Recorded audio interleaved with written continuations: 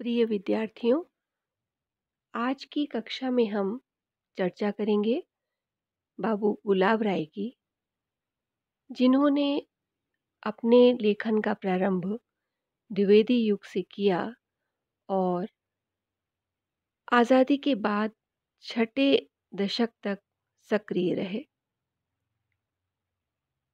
वास्तव में उनकी गद्य शक्ति को, उनके लेखन को व्यापक पहचान मिली शुक्ल युग में। बाबू गुलाब राय आधुनिक हिंदी गद्य में एक साथ आलोचक, निबंधकार, संपादक और अध्यापक के रूप में सक्रिय रहे। विद्यार्थियों, बाबू गुलाब राय की साहित्य सर्जना मूलतः आलोचना और निबंध में मुखरित होती है। इनकी प्रकाशित कृतियों के कुछ नाम बता दूं: समीक्षा नवरस, हिंदी नाट्य विमर्श,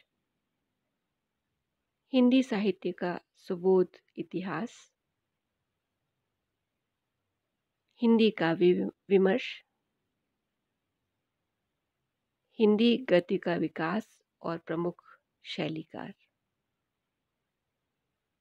इनके प्रमुख निबंध संकलन है प्रबंध प्रभाकर, निबंध रत्नाकर, कुछ उथले कुछ गहरे,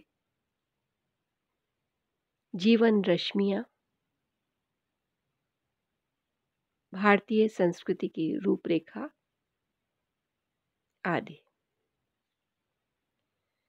गुलाब राय का समालोचकीय व्यक्तित्व युगीन आंदोलनों और वादों से अलग रहकर एक अपनी ही पद्धति में और एक अपने ही विशिष्ट दृष्टिकोण से विकसित हुआ है। उन्होंने न तो अपने समकालीन आलोचकों का अंधानुसरण किया और न ही वे पाश्चात्य सिद्धांतों से निर्देशित हुए। इस तरह उन्होंने समन्वय का मार्ग निकाला। उन्होंने प्राचीन और नवीन, भारतीय और पाश्चात्य, बुद्धि और भाव, इन सब के समन्वय को अपनाने के बाद थोड़ा बहुत उनकी रचनाओं में बंदी बंधाई साहित्यिक परंपरा की झलक भी मिलती है। निबंधकार के रूप में बाबू गुलाब राय विचारों और भावों की गहराई में बहुत अधिक डूबे उतराए नहीं। दार्शनिक होने के बावजूद गहराई के भंवरजाल में वे ना तो खुद उलझे और ना पाठकों को उलझाया। उन्होंने कभी भी प्रयत्नपूर्वक भाषा के कसाव में पूरी अर्थ परंपरा को कसने की कोशिश नहीं की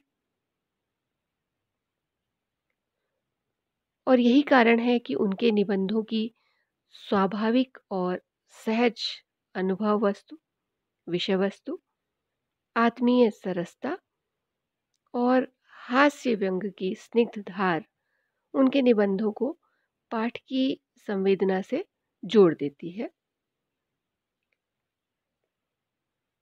उन्होंने अपने निबंधों में जीवन की विविध चिंताओं और मानसिक भावभूमियों को व्यक्तिगत दृष्टिकोण के साथ में प्रस्तुत किया।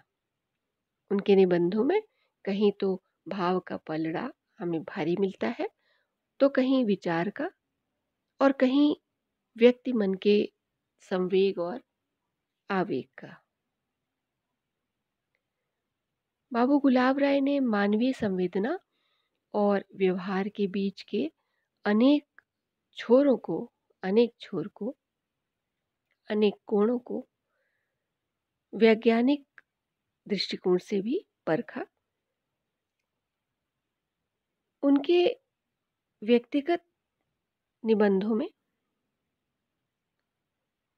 जीवन के बहुत छोटे-छोटे प्रश्न बड़ी रोचकता के साथ में प्रस्तुत होते हैं, जिनमें उनके जीवन की व्यग्रता, उनके मन की बेचैनी, उनकी अभिलाषाएँ, उनके जीवन की कटुताएँ, उनका रूप चित्र बनकर उतरी हुई दिखाई देती हैं।